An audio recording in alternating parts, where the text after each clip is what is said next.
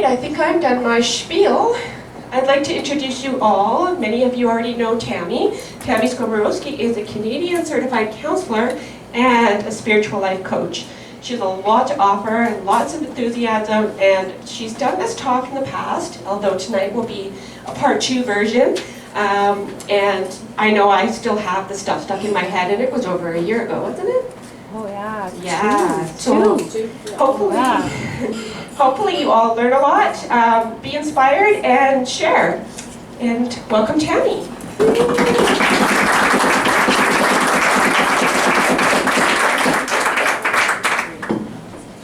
Thank you so much, Katie. So, you've had a chance to meet us, and I'm just curious to know who is just as excited to be here as me. Yeah. Okay, hold on. That's very polite.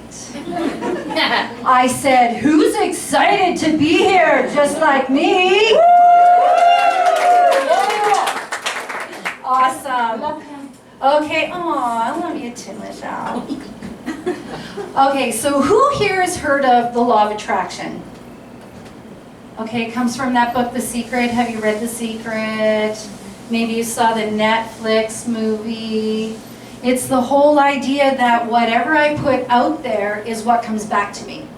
So if I think negative, poopy thoughts, then that's what I'm going to attract back. I'm going to attract back negativity and bad luck and a lot of crap. But if I put out healthy, happy, joyful, positive thoughts, then that's what I'm going to get back. I'm going to get back a lot of fun and joy. And it also suggests that you're going to get back not just happiness and joy, but abundance and wealth and happiness and the best relationship you could ever ask for. So what that says to me is I can never think a negative thought, like ever. I must always be joyful. I must always be happy. I must do gratitude lists every day and put out so much positivity. And you know what I say to that? Bullshit. That's a bunch of bullshit. Exactly. That's what I say, because that is a lot of pressure. Now I see somebody over there and he's kind of like, he's like vibrating and he's kind of seething at me. And I think, you know what, that's awesome, that's good. I'm glad I'm rattling your cages, because that tells me that I've poked something in there. So I want you to stay open to that, and just stay open for, just for the talk, and then whatever you want to think is totally up to you. After all, it's your life. But I love to see the feistiness, because that tells me that we're going to have a fun time. And I'm not here to slam positive thinking, but I am here to say that there's a time and a place for positive thinking. So I'm Tammy Skoborowski, as Katie already introduced me, and I just realized I need to mention my camera. So I am recording this today. I will turn it off during the connected piece, just so that I can maintain your anonymity. And I'm recording because I'm going to be sending this out to a group of my colleagues for feedback, which is very hard to do, but I'm doing it. I'm fighting the fear and I'm going to do it. So I just want you to let me know at the end of the event if there's any part in there that you're uncomfortable with. You can let me know, but I will be editing out any audience components, and it will only go to 10 of my colleagues in the US. So Tammy Skoborowski, and I'm the owner of True Self, Wellness for Mind, Body, and Spirit. And in my business, I offer counseling services, and I offer spiritual life coaching, where we tear down or discreate all of the negative limiting beliefs so that you could tap into who you really are. So you could tap into consciousness, energy, spirit, whatever word you want to use. And then I also offer meditation classes. And I've got these classes coming up in the fall, but we're not going to talk about that right now. I'm just letting you know this because I didn't always have my business. So 4 years ago, I did the count and I'm like, oh my gosh, it's only been 4 years. I wonder why I have so many grays. It's been 4 years that I've been doing the business. And before that, I thought I was living the dream. I had a 9-to-5 job. Actually, it was like 9 to 4. But I did at least an hour of overtime every day, working through my lunches. I did not take breaks because I loved it. It wasn't a job, it was a career. And I was invested. And in that extra hour a day, I was involved in policies and programs and building groups, and I was doing all kinds of things off the corner of my desk. And I did it because I loved it, and I thought, I'm gonna retire here. And then the other perk of the job is big corner office, nice big windows, the numbers were decent, the pay, the benefits, the pension, and the days off were awesome. So I took time off for the Winter Games when Prince George was hosting the Winter Games. Who went to that? Awesome. Did anybody volunteer there? Ooh, thank you. It was so much fun. I love the wheelchair basketball. I'd never seen that before. So that was February 2015. The next week when I go back to work, it was a Thursday. The end of the day, I get an email, and it says, meeting in the President's chambers tomorrow morning. And I could see they did not blind CC it, folks. It was CC to the entire department, full-time staff, part-time staff, director, VP, the entire union, like all of the executive of the union, and the president of the college. And do you know what you think when you get an email like that? Oh shit. Exactly. I'm like, oh shit, this ain't gonna be good. I was terrified. I'm like, what's gonna happen? So Friday morning, we all go in there, we sit at this nice little round table over by the window, and the VP leans over and says, thank you for taking time out of your busy schedule to be here. We're in the middle of a budget crunch, and we're laying off the entire department. That's the look I did. I was like, what? Like, what? Like, where's the cameras? You gotta be joking me, right? Like, I was in sheer shock. Like, are we not essential services counseling? Like, are we not essential services? Then I was pissed off. I was so freaking mad because I invested myself, all of those lunch hours, all of the overtime, and on top of the regular workload, I couldn't believe it. I was lividly furious. Now here's the thing, if you're a little bit hurt, then you're a little bit angry. But when I am lividly, freakingly furious, how hurt do you think I was? I felt expendable. I felt like everything I did just didn't matter. Like it wasn't good enough. Like I wasn't good enough. And so I still remember people avoiding me in the hallways because they had to give me 4 months notice. So I'm walking through the hallways and people could see me coming from like a mile away. I was like vibrating. I was like this red, like all of the time. And most people, they were really loving and caring and they were really good with me. But there were 1 or 2 people who said to me, maybe this is the break that you needed, Tammy. Because has anybody been through a layoff? Do you know what they do when you're going through a layoff? You are under the microscope. Like every minute is documented. I was asked once why I was in the bathroom so long. I said, I needed to go for a number 2. Wasn't a number 1. So when I was told, you know, Maybe you need that time. See it as a vacation. Count your blessings. Maybe this is a great opportunity for change. In that moment, because I was so lividly furious, that positivity was a bunch of bullshit. It was a bunch of bullshit. In that moment, I couldn't think anything positive because that's just not where I was. So today, we are going to look at the 3 reasons why positive thinking, well, not positive thinking, why premature positive thinking. I'm going to preface this. Why premature positive thinking just doesn't work. So we'll look at the 3 reasons, and then I'm going to give you that one essential key that needs to happen between the initial hurt for positivity to stick. But before we get there, it is connected conversations time. So what that means is, in just 1 minute, don't move yet, in just 1 minute, I want you to get together with a partner. So 2 people. And I want you to share a story of a time when positive thinking just was not working for you. And it's a thing.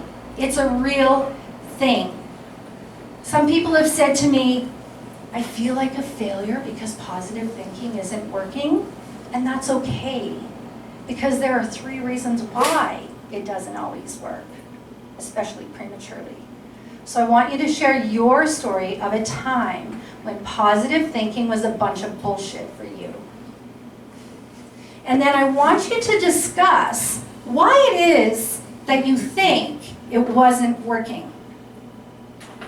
So I'm going to set the timer. We're going to give you 5 minutes. And I'll give you the halfway mark that tells you to switch partners, because I want every person in the room to have an opportunity to share your story and then to discuss why was it not working. Switch partners or like switch? Oh no, with your partner. And then halfway through I want to make sure that both of you have had opportunity to share. Yeah, thank you. Okay. Yeah. Questions? Do you choose a partner that you know or someone who... Whoever you want. You could decide, how daring am I today?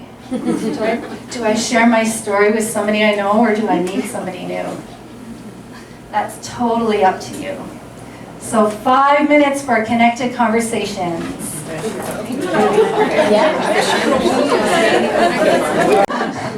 I'm very slow in that department. What else? What was getting in the way of the positivity? Right here. When there's a lot of moving parts and you're reliant on other people, it doesn't matter how positive your thoughts are. You can't control anybody else. So you're saying you need to be IT as well? Yeah. Yeah. Too many moving parts.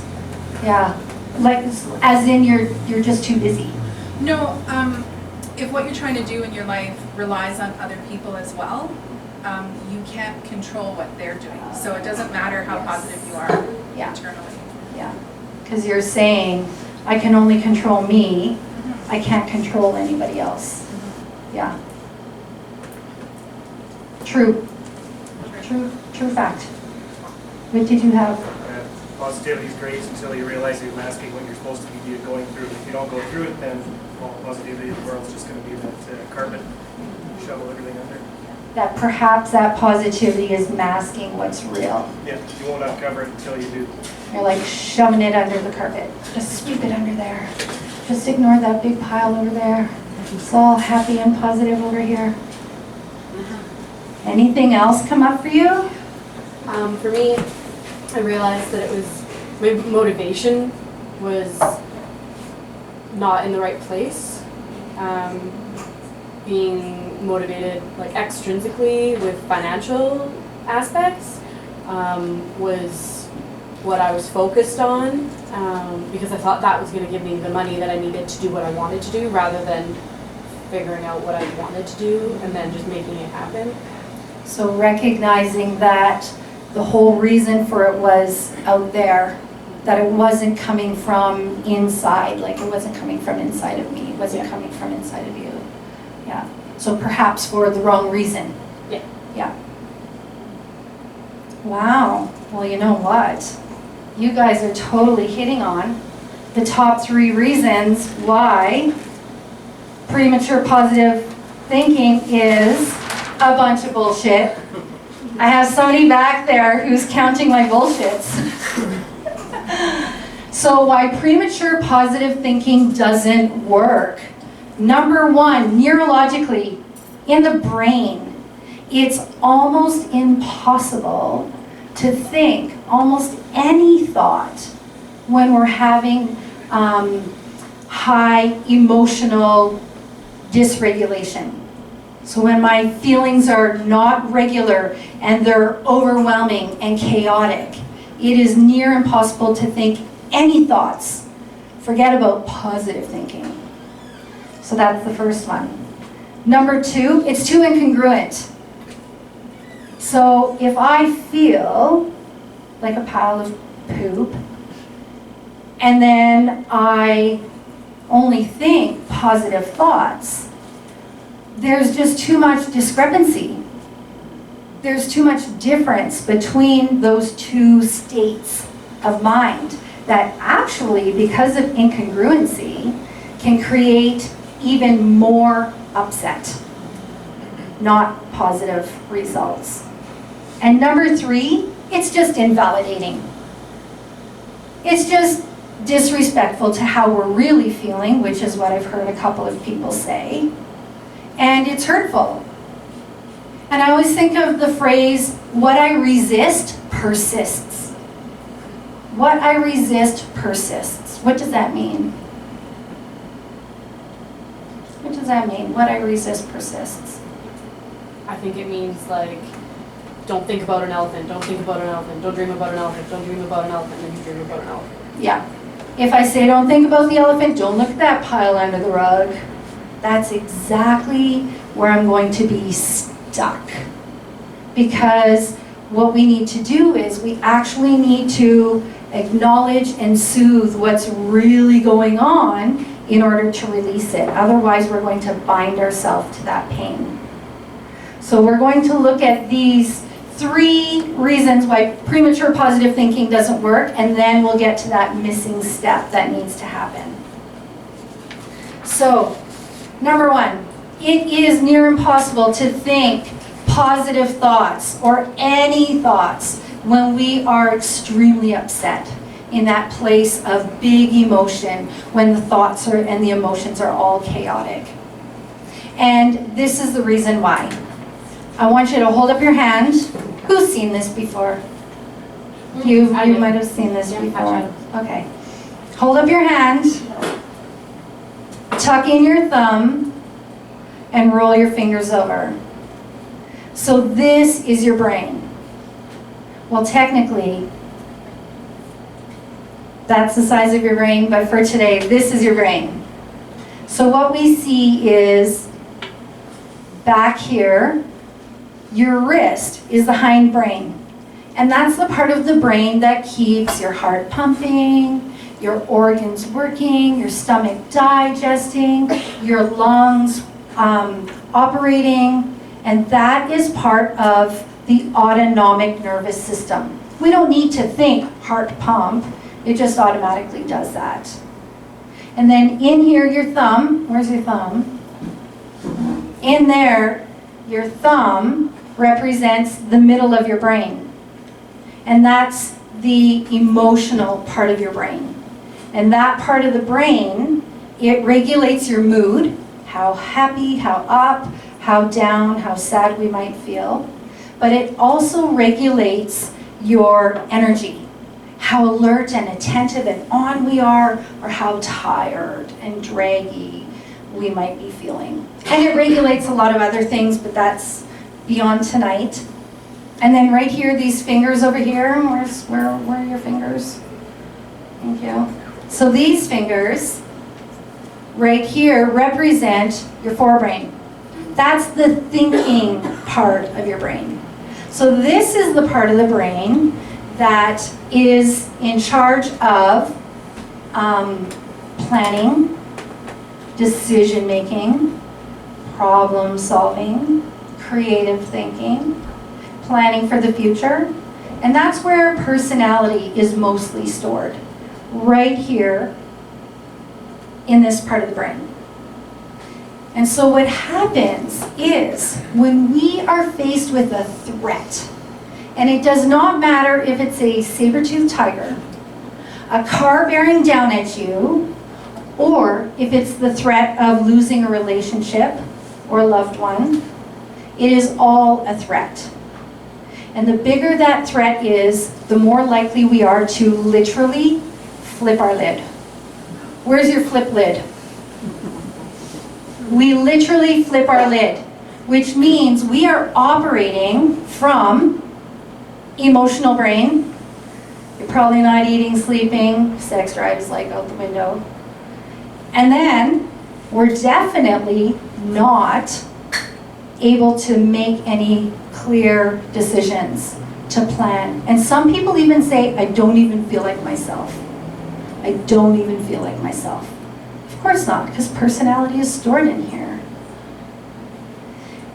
So in my life coaching classes, we always talk about no two objects can occupy the same space at the same time.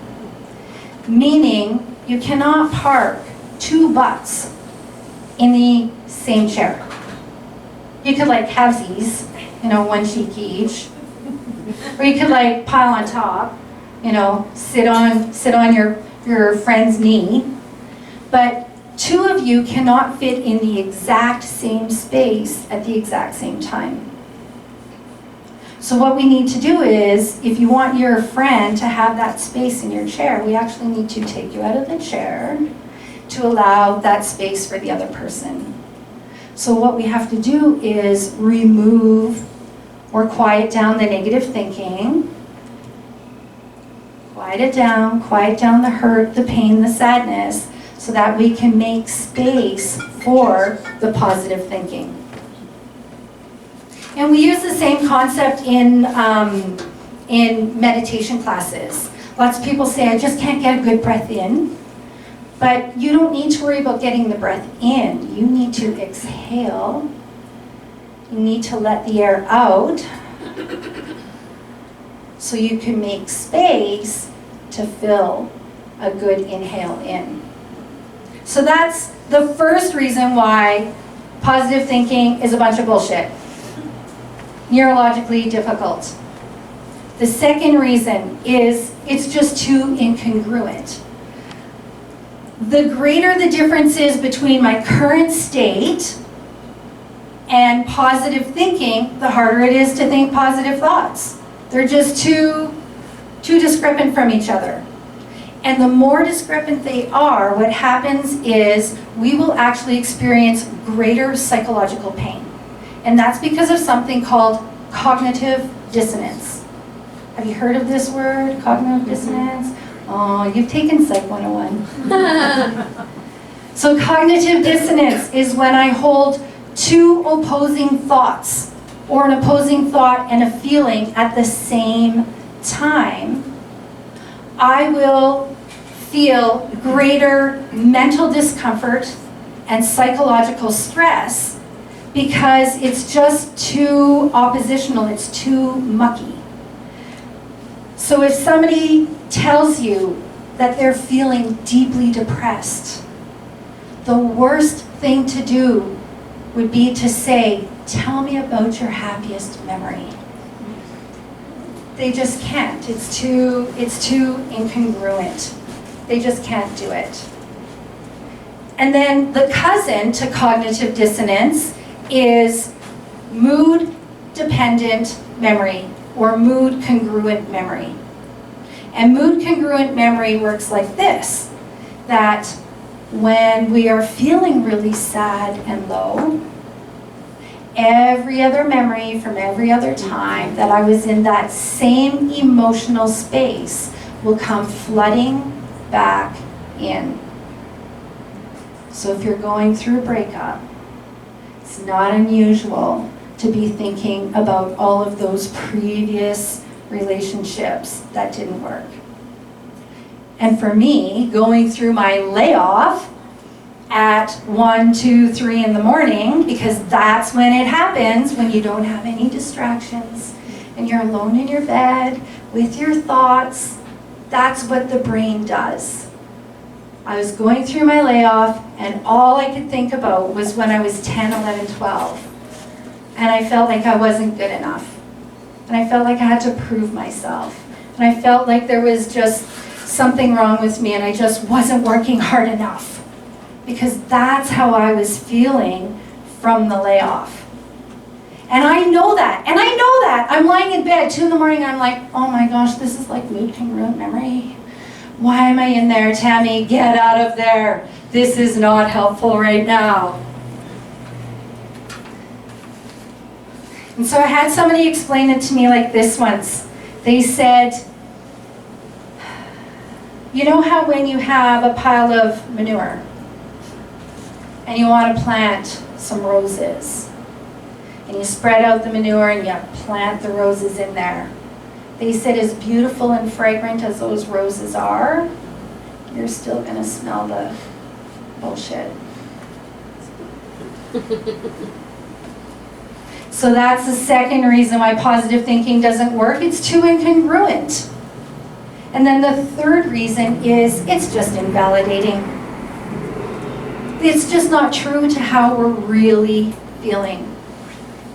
And until we allow the feelings to be what they are, until you allow the feelings to be what they are, you will never release them. You will be stuck in there, and it will be darn near impossible to think any kind of positive thoughts. So it goes like this. If you tell somebody who is grieving to look on the bright side, and perhaps that person's gone to a better place, it's very invalidating. We're feeling sad. If I lose somebody, I'm feeling sad. In that moment, I don't want to be told to be happy. I just want you to know how sad I really feel. And so there's all kinds of ways that we tell people that those feelings that you're having, don't have them. We teach our kids. We say, now be a big boy. You know, big boys don't cry. Or we say, put on your big girl panties. Or when I moved out here, I learned this one. I learned, coming out west, I learned cowboy up. It's a new one for me. And then sometimes it is cloaked in the positivity. And that's what people were doing for me. They were saying, you know, look on the bright side, count your blessings. It's not that big of a deal. Or my all-time favorite is, that's a first world problem. I'm like, sure, I'm super fortunate, yes, to have my home, my electricity, my water. I know I'm fortunate.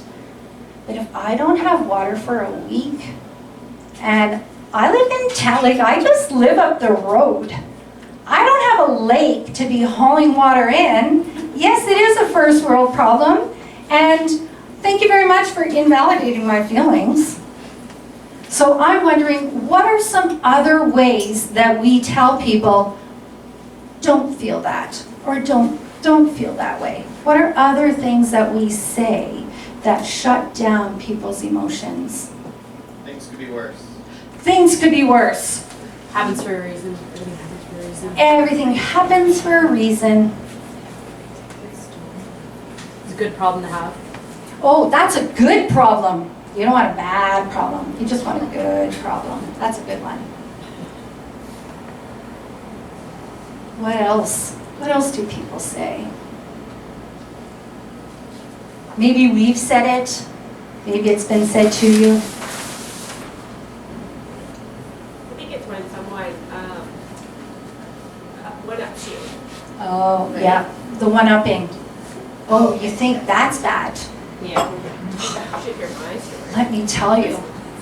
I didn't just lose my water, I lost all my electricity too. Yeah. What else do you hear? Well, that's life. That's life. Ah, c'est la vie. Yeah.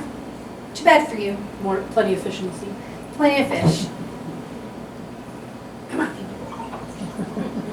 And so quite often, these are some of the ways that we feel shut down.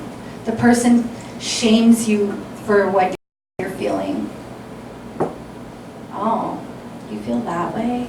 Really? I wouldn't feel that way. And they shame you more, or they make you feel worse. Or they one-up you. Or the person who's uncomfortable with your feelings or your vulnerability, they just don't want to hear it. They're like, oh yeah, what about the Blue Jays? You know, hey, like they did really good this year.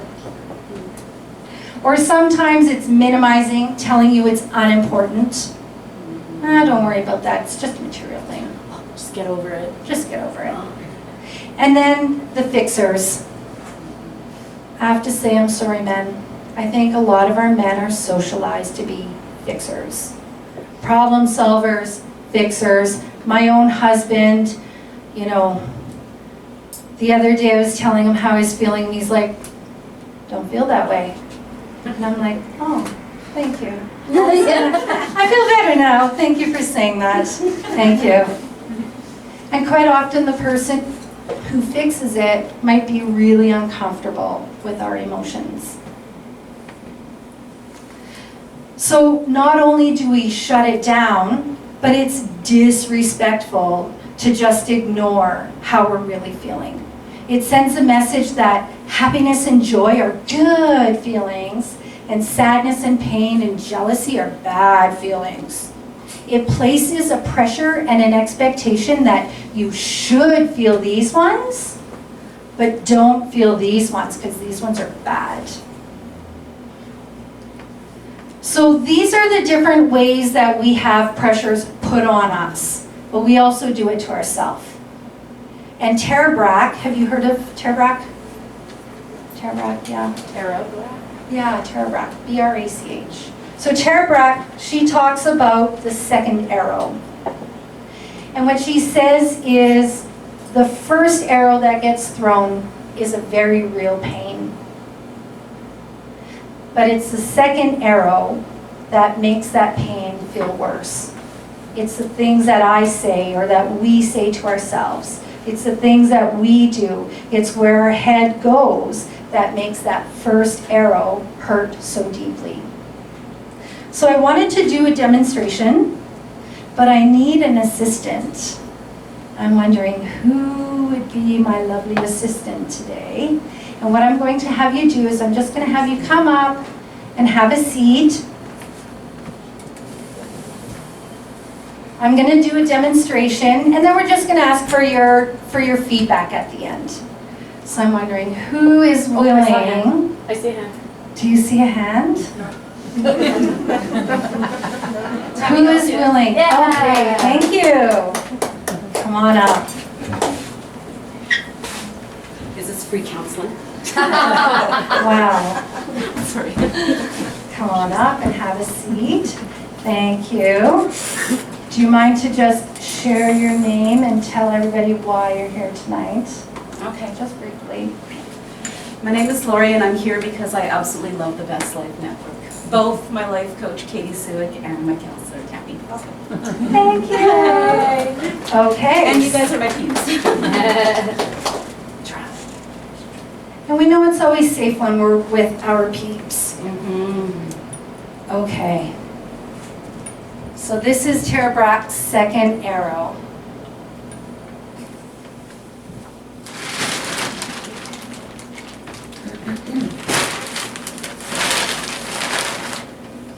So the first arrow is the arrow that initially triggers that response from us.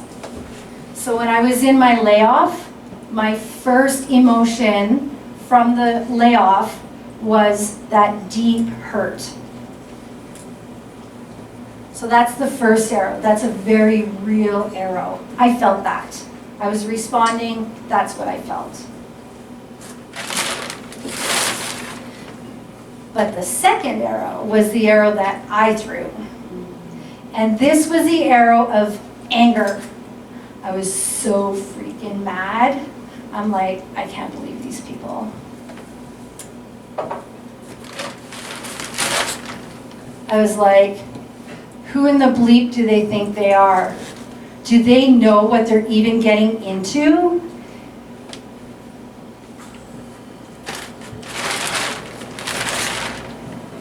And I'm not proud of this, so please don't judge me for my less than perfect behaviors. But I did use the moron word more than once, not to anybody's face, not to anybody's face, but I thought, who are these people? Like, seriously? That's very moronic, although it wasn't that nice. So what are some other things that might have been going through my head? Some other things that I might have said, some other things that I might have been thinking. Self-doubt. Yeah. The self-doubt, yep. What am I going to do now? Is it all my fault? Or what I could have done better. What's that? Maybe I could have done something better. Maybe I could have, should have, would have done something better. Were you gonna say something? I was just thinking maybe having a feeling like I shouldn't be feeling like this. Yeah. Why am I feeling like this? What's wrong with me? How can I let them get to me like this? And I'm just gonna add to that.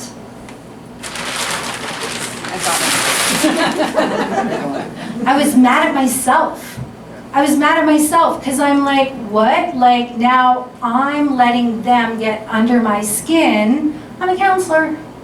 Not that that makes me better than this, but I'm like, I teach these things. Like, what is wrong with me? And we call that meta emotion. When you have a feeling about a feeling. I'm gonna steal the stapler. That's that? I'm gonna steal the stapler, like be vengeful. Yeah, I could be vengeful. Let's just like put sugar in the salt. Or salt in the sugar.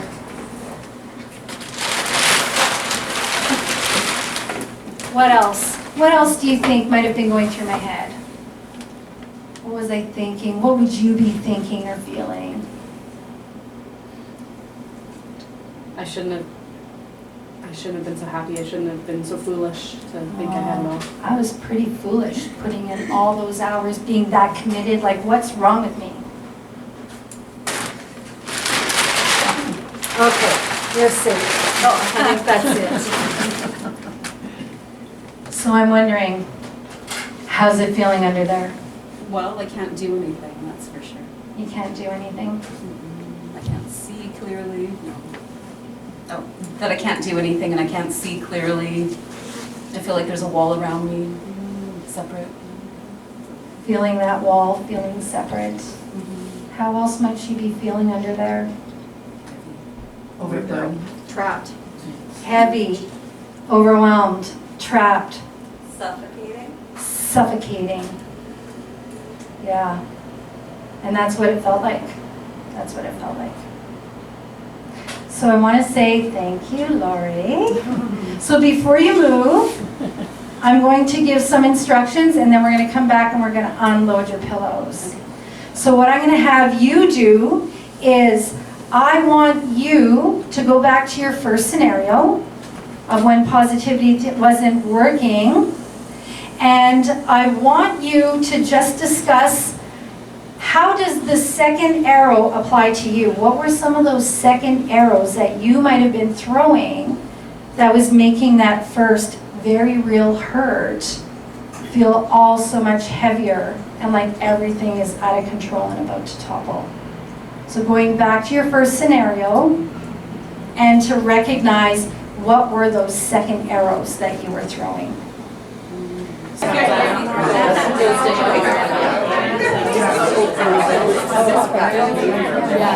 Okay. So wrapping up that last thought and coming back.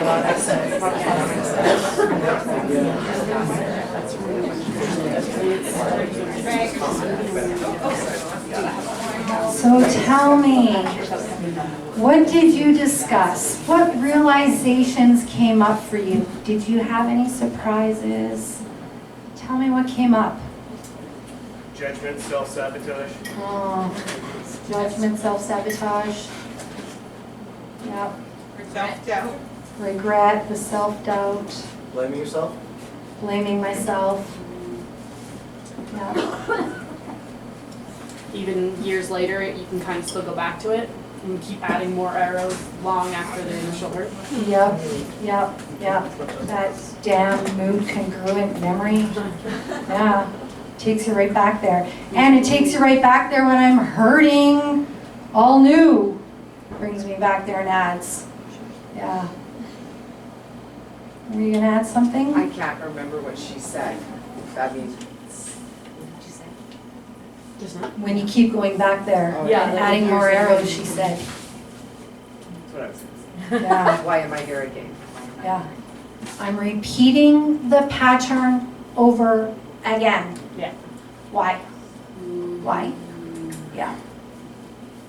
And so you are all on to the next stage of the missing step.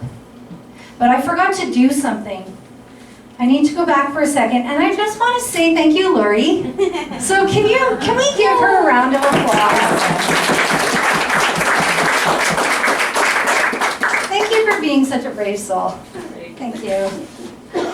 So you've touched on that last missing piece, and it's based on the idea that all of our feelings are there for a reason, not just the happy, positive ones, but all of our feelings come bearing gifts. They all come bearing messages. And you can't just think your feelings, you need to feel your feelings in order to hear what they're trying to tell you, so you can take action on it, so that you can actually heal them. So you have to feel the feelings in order to heal the feelings. And when you feel them and you heal them, then you can release them. Then you can plant those positive flowers, and they just might take root now.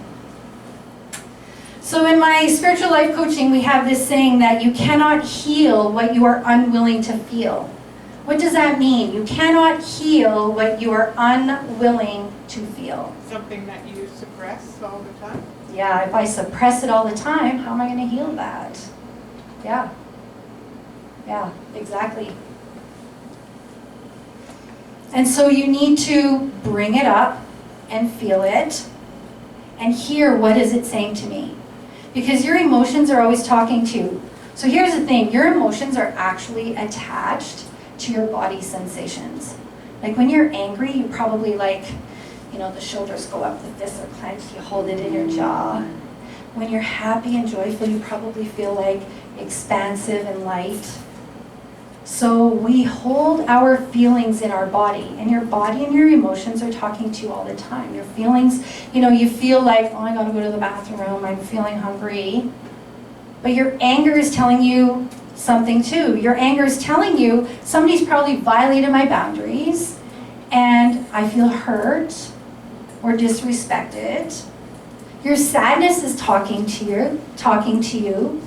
Your sadness quite often, not always, but your sadness quite often is saying, something's coming to an end, or I'm having a hard time letting go of something.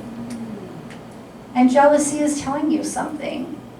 Jealousy is there to say, I see that other person has this thing, and that's what I really want for me. Because our feelings are not so much about them. Like, I learned a lot about the executive, and I learned a lot about the system, but it really wasn't about them. I learned more about me, about my values, and about my beliefs, and about the stuff I need to still work on.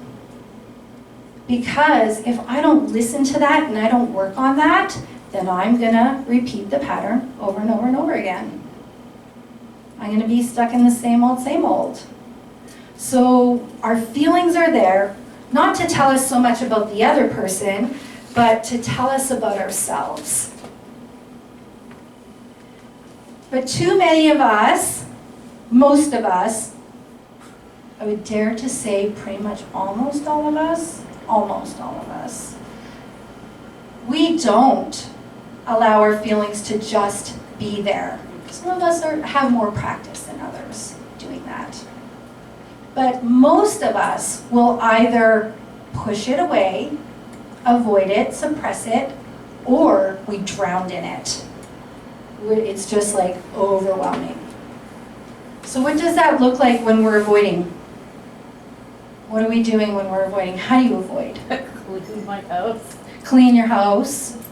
Not clean your house. Not clean your house. Isolated. Yeah. Isolating. Get really busy. Getting really busy. Eating my feelings. All of them. Shopping my feelings. Yes. Sexing my feelings. Yes. Drinking my feelings. Minimizing my your feelings. Yeah. And so when we shove those feelings down, they don't just go away. They actually fester. I got my teeth cleaned today. I went to the dentist today. I don't know how they look, but they said your gums are a little inflamed. And I'm like, yeah, I'm kind of stressed. I said, I haven't been sleeping much lately. And she said, yeah, we could tell in your gums. Because your immune system goes down. And that's just regular old stress. But it's about releasing it, not avoiding it. But you also can't drown in it. What does drowning in your feelings look like? Feeling sorry for yourself. Feeling sorry for myself. I heard a few. A box of Oreos. A box of Oreos, drowning in it. Yeah, it's when I play it over and over and over again, and I can't get it out of my head, and I'm reliving it, and I'm reliving it, and I'm talking about it to anybody that will listen. I become really consumed. I'm just drowning in those feelings. And we all do a bit of both. Sometimes we have one as a preference over the other, but we all do a bit of both. But now in counseling, we talk about living in the gray. And that means I'm not in the white, and I'm not in that black. I'm living in the gray. It's not good or bad. I'm living in the gray. It's not happy or sad. I'm living in the gray. And in the Buddhist tradition, they talk about taking the middle path. And that middle path is observing and allowing and just being in the feelings. And so you all touched on this, that the missing piece is actually self-compassion. So what is self-compassion? What is that? What does it mean to have self-compassion? Treating yourself as if you would a friend. Treating myself as if I would a friend. You hear yourself, but you're not as hard as you should be on yourself. So hearing myself, is that what you say? You said, and not being so hard on myself? Yeah. Yeah. And so self-compassion is that self-kindness and understanding and accepting. It's accepting myself even when I make a mistake. Even when I've got less than perfect behaviors. And so self-compassion works the same way as if you're giving compassion. And it goes like this.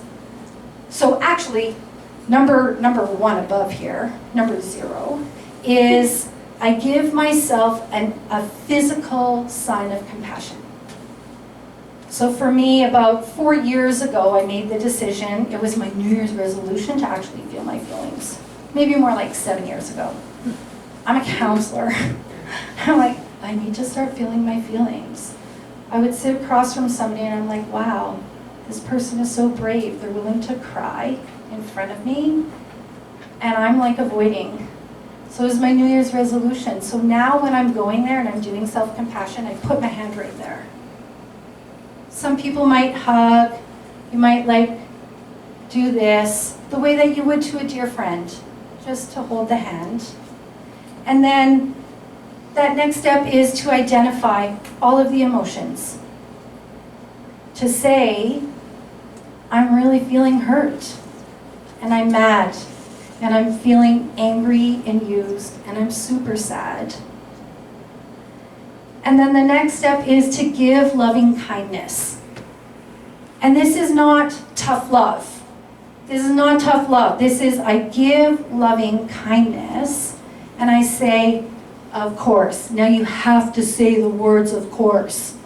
Of course I feel this way. I don't even know how I'm going to pay my mortgage. Of course I feel this way. I've given so much and I've always defined myself through my work. Like, who am I now? So of course it's overwhelming and sad. And then to see the common humanity. And so when we see the common humanity, it's to normalize. Any statisticians out there? So the root word of normalize is norm. So in stats, we look for what is the norm or what is normative, what is typical or common. And so just to know that what I'm feeling is normal, is super common. When I was preparing this, I'm like, which scenario should I use? Oh my gosh, apparently I have too many. But I thought it doesn't really matter which scenario because you've all felt anger and you've all felt pain and you've all felt sadness because it's normal and it's okay. And so this is your template for self-compassion. So what I'm going to have you do is we're going to give you the self-compassion template. So there's more information on the one side and on the back is a blank for you to fill out.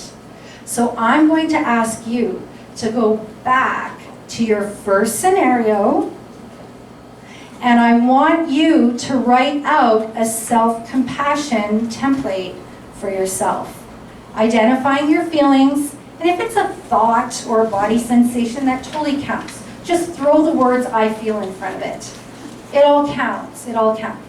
We all start somewhere. And then you gotta validate. And that means to give value to your feelings and you say, of course, and then you normalize. I always say, it's okay. It's okay. So I'm going to give you a few minutes to work on your self-compassion handout, and Katie's coming around with them, and I'll pass a few out up front. Are there any questions? Questions? No? Okay.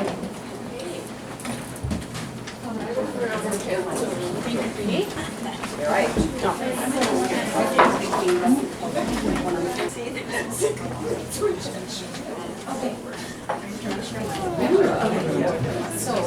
Okay. So, how was it practicing self-compassion? I see head nods. I heard a good. Anybody have a hard time with this? Yeah. It's a practice. It takes a lot of dedication to going through the motions, to identifying each of those pieces. It's a practice. So, we're just about wrapped up. What I do want to say is too much positive thinking is almost as bad as too much negative thinking. It's about balance. Life can't all be positive, but it's not all bullshit either. She's tracking my bullshit. She's doing it. She's my bullshit counter. There you go. Oh, I just did. Oh, good. Bullshit. So, any comments, questions, anything from the audience, anything from today? Yes? Just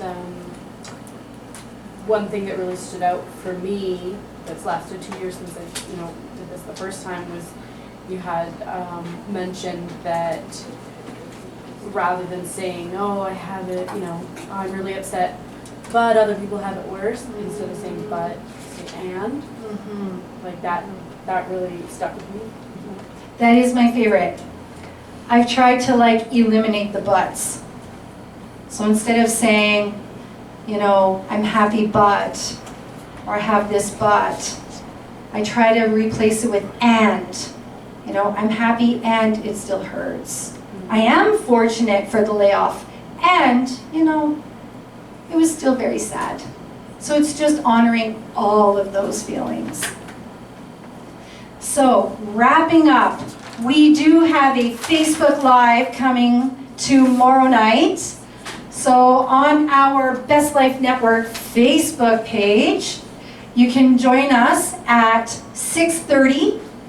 And I will be answering any questions that you've got. So you've got little slips on your table. If you've got questions that weren't asked, something that I didn't cover today, if there's something that you are dying to know about, please write it down on those little slips. And then we will go through those tomorrow. I'll do my best to answer as many as possible. And I do have a few events coming up. I've got a busy spring, see, yeah. I've got a busy fall and winter coming. I've got some spiritual life coaching classes. That is the mini miracles. I've got this on your table so you can read a little bit about it. Meditation class, Ancient Secrets of Meditation. I'm doing that in partnership with Catherine Enns, who is another partner of the Best Life Network. And then Katie and I are doing You Venture. It's a one-day self-empowerment workshop. And then I do have a 4-part series coming up in January. It's a self-compassion class. So that's coming up in January. But I'm going to pass the mic over to Katie because she has a few items to cover. Sorry, I'm going to read you the maze. Okay.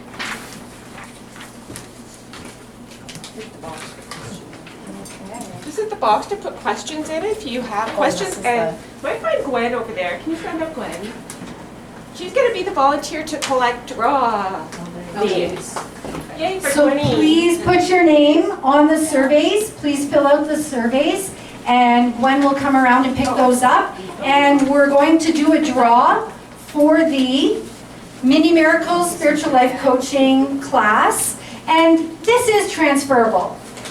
So if it's not your cup of tea, that's totally fine. You don't throw it in the garbage. You could totally gift it away. So Gwen is coming around to do that, and Katie is going to introduce our next one. Before I pass it over, I just want to say thank you so much. Thank you for coming out.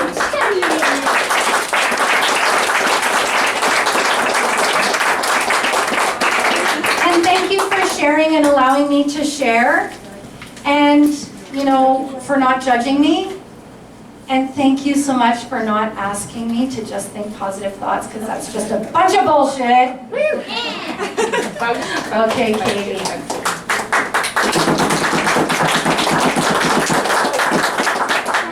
Well, thank you for all the bullshit, Tammy. Everyone, did you score that one? Okay, okay.